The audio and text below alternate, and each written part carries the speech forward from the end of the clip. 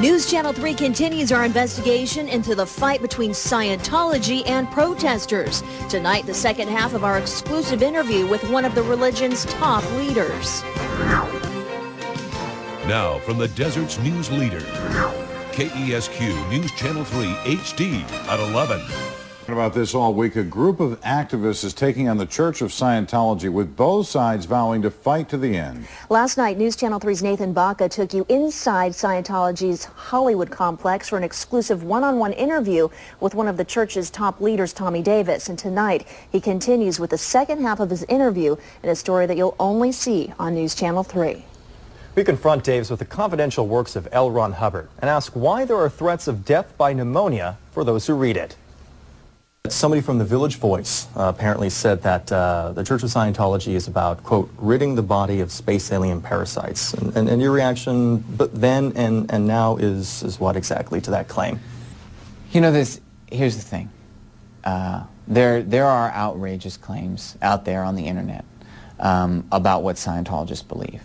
These are claims that are forwarded by anti-Scientologists. The best and easiest and most transparent way in which people learn about it is through L. Ron Hubbard's books and lectures. You know, looking at Mr. Hubbard's own works, what seems to be, in a sense, curious is, at least according to L. Ron Hubbard's own words, and I quote, "The head of the Galactic Confederation, 76 planets around larger stars fizzle from here."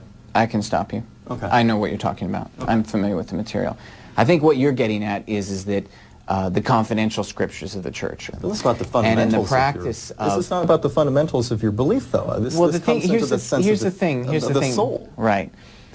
For you to talk to me, you as someone who's not a Scientologist, to talk to me about what my beliefs are, or to ask me to explain any core religious belief, that's an offensive concept. Nobody should ever be asked to do that. And is that the reasoning for the cease and desist letters for just about everybody who has published these works, the esoteric works, from Sunshine Press to Google, I believe, has also been given cease and desist letters by Moxon and Cobran. That's the reasoning behind it, correct? Absolutely. Okay.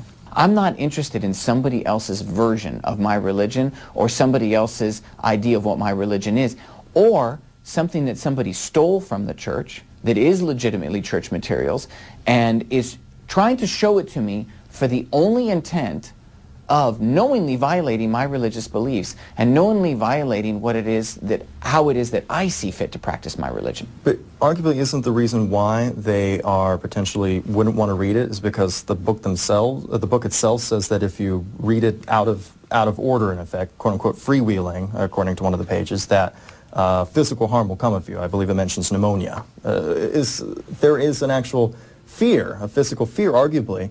There is a physical cause and effect that saying that if you read this before you're ready for it, then physical harm will come of you. I've read, though arguably not understood, much of OTs 3 through 6. According to this, as I read it, I should have had some sort of kill switch turned on me and I should have died of pneumonia. Why am I not dead yet? Here we're going to the basic fundamental point that I'm trying to make, okay? What you're doing right now, and what it is that you're saying to me, is an intent to ridicule religious beliefs. That's really what we're talking about. And you're just forwarding an agenda of hate. But when it comes to an agenda of hate, there is one passage from the confidential scripture of L. Ron Hubbard that caught our attention. It states how the galactic overlord named Xenu implanted false images into everyone's soul. Now, I quote from their book. It specifically states, 36 days of picture implants which gave a vast array of materials. The pictures include God, the devil, and angels.